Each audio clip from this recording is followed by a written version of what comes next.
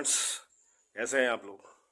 Friends, आज आपके लिए मैं एक ऐसा गाइडलाइन लेके आया हूँ। आपको एक ऐसी चीज़ बताऊंगा जो कि बहुत कम टाइम में, बहुत छोटे समय में और अच्छी कमाई आप कर सकते हैं। जो मैं आज आपको बताने जा रहा हूँ उसको बहुत गौर से सुनिएगा। जो आपने सुना है ना, पैसे से पैसा कैसे बनता है, तो आज मैं आपको बताऊंगा पैसे से पैसा कैसे बनाया जाता है। और ये भी नहीं है कि आपको कोई कंपनी का प्रोडक्ट खरीदना है या किसी की फ्रेंचाइजी लेनी है या कहीं इन्वेस्टमेंट करना है या आपको कोई मैन्युफैक्चरिंग यूनिट्स लगानी है या कोई बहुत बड़ा स्केल का बिजनेस करना है। कोई रिस्क नहीं, सिर्फ पैसे से पैसा बनाया जाता है।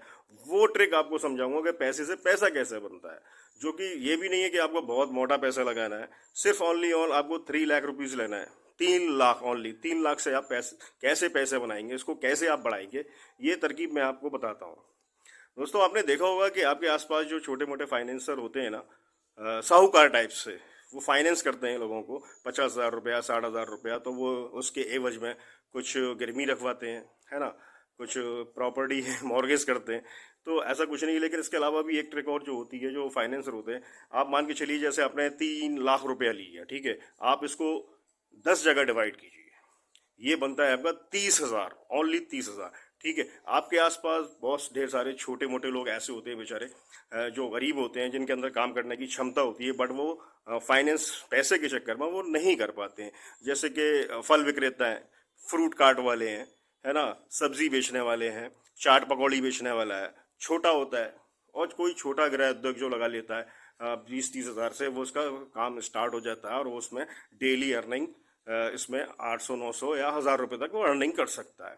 तो इसका कॉन्सेप्ट क्या है वो मैं आपको समझाता हूँ। आपने 3 लाख रुपया लिया, आपने उसको 10 जगह डिवाइड किया, 30,000। आपको सिर्फ 10 कस्टमर ढूंढने हैं जो कि आपके एरिया में आसपास बहुत इजी मिल जाते हैं, आसानी से मिल जाते हैं। तो उन 10 कस्टमर्स को आपने वो दे दिया 30-30 हज़ार। ठीक है, इसमें जो उनकी इंस्टॉलमेंट बनती है वो 300 रुपी एवरी डे की बनती है। 300 रुपी एवरी डे की बनती है और उसमें 120 यानी कि 120 इंस्टॉलमेंट बनती हैं। उसके अकॉर्डिंग 4 मंथ में वो पैसा आपके पास रिटर्न आ जाता है। आपने 30,000 दिया उसको, वो 36,000 की शक्ल में आपके पास वापस आएगा। आपका बहुत कम इसमें वर्किंग लगेगा। सिर्फ आपको शाम को अपनी बाइक उठा के वो कवर अप करना है, उन 10 लोगों से 300 एवरी डे कलेक्ट करना है। तो इसका जो कैलकुलेशन आपको मैं आज समझाऊंगा, बहुत मज़ेदार कैलकुलेशन है, बहुत मज़ा आने वाला है कि पैसे से पैसा कितनी आसानी से बनना है और विदाउट लॉसेस। इसमें कोई लॉस नहीं होता है। आपने वो 10 को इन्वेस्ट किया, 3 लाख, है ना, आपके पास 300 एवरी डे रिटर्न आएगा। आपके पास आया 3,000 रुपये एवरी डे, जो कि 1 महीने के अंदर वो आपका होता है 90,000।